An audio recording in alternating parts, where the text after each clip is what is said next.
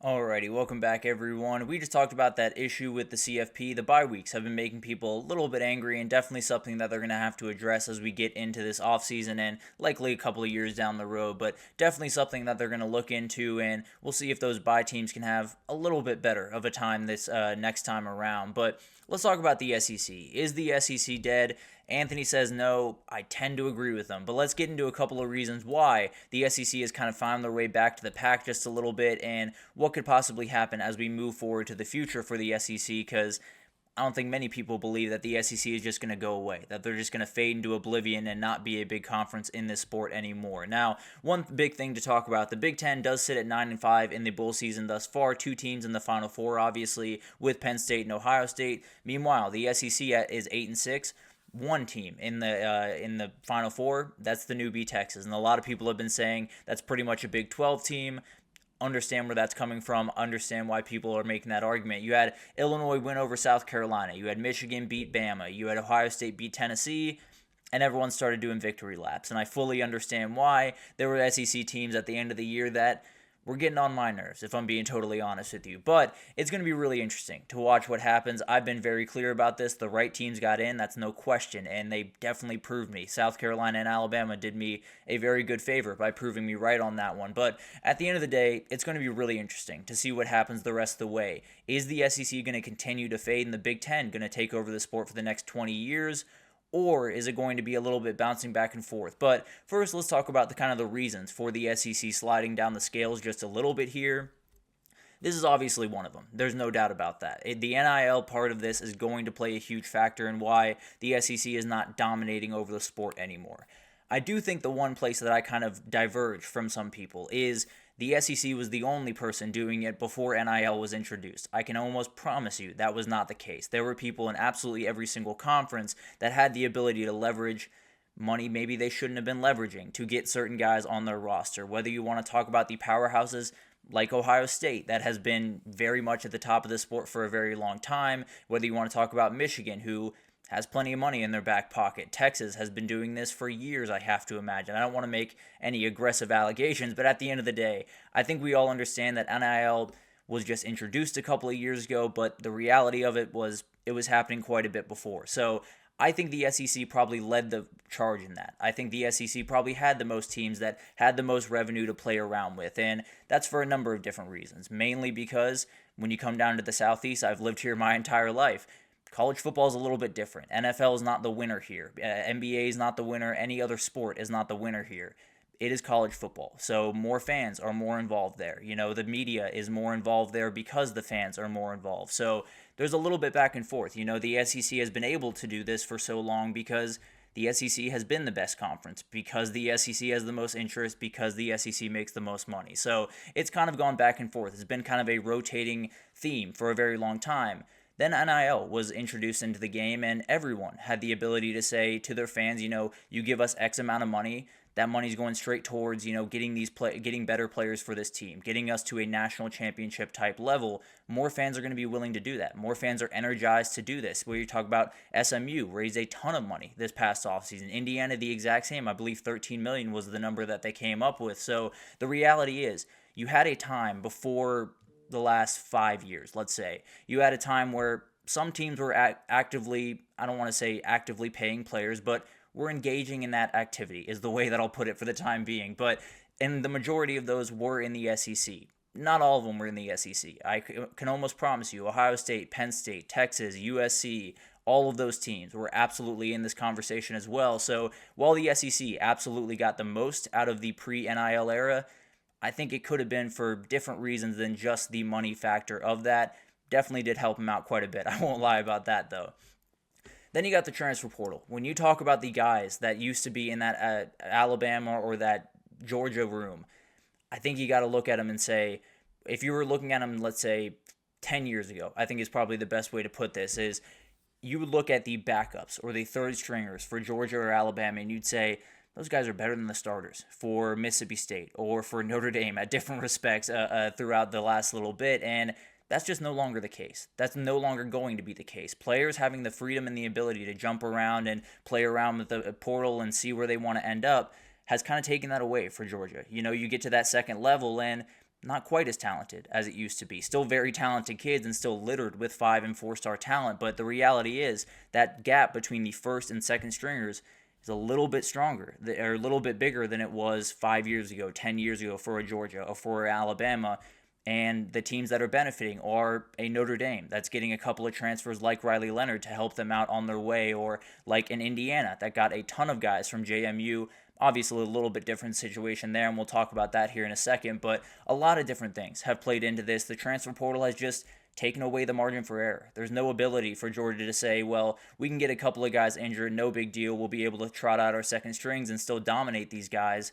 You can't do that anymore because your second strings have found their way to other programs, and then you're essentially playing your third strings as your backups, and other teams are doing the exact same thing. So you found the middle ground in the kind of talent acquisition of this sport, where the portal has opened the door for an Indiana or for an SMU or for a Notre Dame even to get the guys that they need and to move forward in the sport and meet the SEC where they are. And then you got COVID. This is the one that I think is kind of being overlooked, if I had to be honest, because when you look around the rosters in college football right now, just littered with guys that are 23, 24, 25, and even a 29-year-old over on Miami. But the reality is, the guys have played tons of football. And when you find those guys, especially Indiana is probably the best example of the year, where they had a lot of guys that could have been playing in the NFL. They had a lot of guys that were old enough, at the very least, to be playing in the NFL, so they have a certain level of toughness. They have a certain level of discipline. They have a certain level of football knowledge that maybe that freshman over there at Georgia or that sophomore over there at Alabama just doesn't. So there's an ability for a team like Indiana to have a very experienced, very deep roster that knows how to play football more than anything else and knows how to play within that system more than anything else.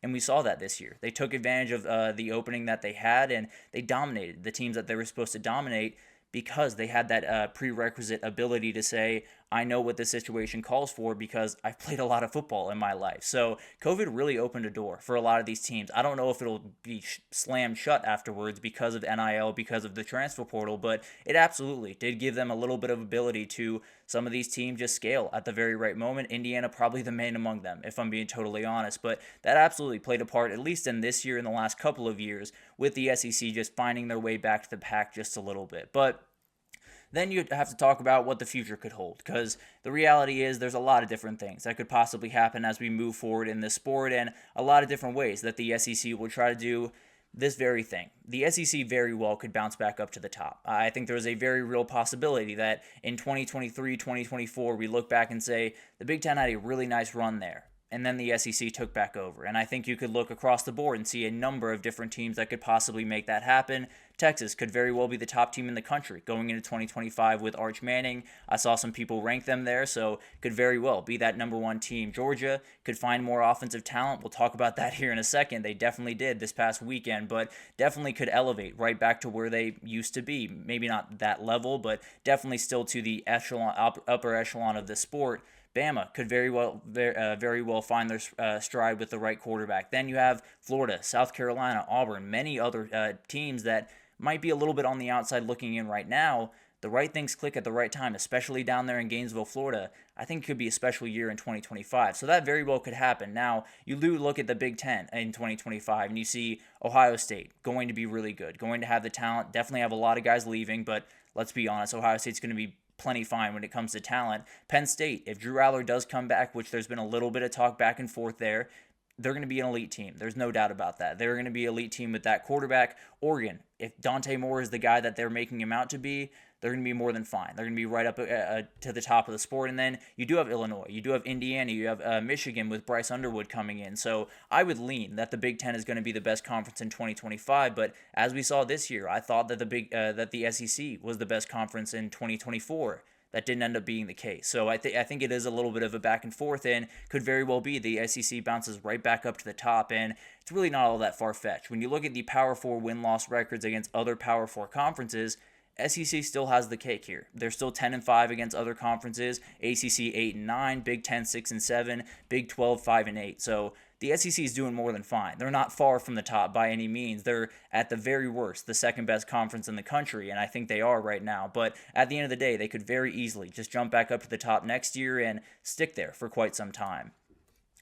And then you could have this, and this is kind of where I think this is going to go. I think with NIL and the transfer portal and a million different developments happening in a million different ways in this sport, it's it's going to be harder and harder to dominate for a long period of time. It's the same reason that when Nick Saban left and we were talking about Kalen DeBoer taking over at that job, I said they're going to take a step back, and they were going to take a step back if Nick Saban was in that room or not. That's the reality of this sport now. It's going to be really hard for a team to go on a 15-year run like Bama did, or even to go on some of the runs that a Clemson team did or a Georgia team did, because the reality is you go on that national stage one time, every other coach in the country is looking at your guys, seeing who they can poach. That's just the reality of the sport right now. Don't necessarily love it, I won't lie to you, but at the end of the day, I think it's very, very normal to think that these teams are going to bounce back and forth. You know, one year it'll be Michigan, Ohio State, Oregon, and Penn State up at the top. The next year it'll be Texas, Georgia, Alabama, and Ole Miss at the very top of the sport. So it's going to be a battle back and forth. I can almost promise you that there is not going to be a year, or especially, you know, that 15-year stretch it felt like where the SEC dominated the sport. I just don't see that happening in the near future, really in the future of the sport at all. And then you do have this idea. The bottom two conferences could continue to close that gap. I do think they did that just a little bit this year. I still think there's a pretty fair gap between the two. Now, we did see Arizona State push Texas to the absolute wire. We did see some other teams, you know, push people throughout this offseason, or postseason, excuse me. But at the end of the day, there are the two conferences up top. The SEC and the Big Ten are just a little bit different when it comes to talent, resources, and everything in between. The ACC and the Big 12 are just a little bit different. That is why you see the FSU and Clemson's of the world trying to get out of the ACC. That's why you see a lot of the movement that we've had. Obviously, this is what I would like to happen. This is my very best case scenario is we have four conferences that any given year could be the best conference in the country, and we treat them that way. I can't promise that's going to be the case. When you look at the SEC and the Big Ten, they continue to get that gap, and I think as we move forward into that revenue sharing era, I think it could be a little bit more aggressive than it was before. So there's a lot of different things to kind of go into here, and I think there's a lot of different ways that this could go forward. I think the SEC could very well bounce back and be the class of the sport for the next decade. I think it's very likely that the Big Ten takes over for a little bit of time, and then it goes back to the SEC, and then back to the Big Ten, and then so forth and so forth. So I do think it's one of those things that we're just going to have to wait and see. The SEC is not dead. I can almost promise you that. The SEC is not going anywhere, and Alabama, Georgia, Texas, they've all been in this situation where the sport has changed. It maybe doesn't benefit them quite as much as it did before. They found their way back up to the top. So I have a hard time believing that these teams, Georgia, Alabama, Texas, Tennessee, all of these teams in the SEC are just relegated to being the second-class citizens of college football. That being said, right now they absolutely are, and you're going to have to move forward and try to find a way back onto the top of the sport if you're Greg Sankey, if you're the SEC, but the Big Ten is locked and loaded, and they absolutely want to keep that top spot because it has come with a lot of benefits. For the SEC, it would come with the same benefits for the Big Ten, so it'll be interesting to watch all of that unfold. Definitely something that we'll get into, and Anthony had a couple of comments here, First of all, definitely agree with you on the idea the SEC isn't dead, but yeah, I think Alabama's in a weird spot, right? Everything's going to change, and a lot of people are going to look at him differently, and Kalen DeBoer was never going to be Nick Saban. No one who ever walked in that door was going to be Nick Saban, even if they found a way to get Kirby Smart. He was not going to be Nick Saban because I don't think that person can exist in this sport today. I think it's too variable. I think it's too different, and I think it's one of those things where any coach is going to have to fight tooth and nail to keep 3-4 years of really sustained success going, much less 15 years of really sustained success. And then you do have the SEC. Obviously is going to be something where they're going to try to add more people. Let's just be totally honest. The SEC has seen what it looks like to be the second best conference in the country. They're probably looking at the ACC right now, seeing if they can poach some people. So we'll talk about that obviously in time. Definitely something that is probably being kicked around Greg Sankey and all those guys right about now. And definitely something that they will explore. Same way I think the Big Ten will explore that idea with a team like North Carolina or Virginia or a couple of these other teams. So definitely something that we will talk about, hoping we can avoid that for the time being, but definitely something that pops up every offseason. Have to assume it's going to pop up this one as well. But let's take our third break here, and when we come back, let's talk about the FCS Championship. We got to give some love to the FCS here. We got to give some love to the championship that's happening tonight. North Dakota State against Montana State, and then we'll do a little bit of wrap-up over the bowl season right after this, so stick with us.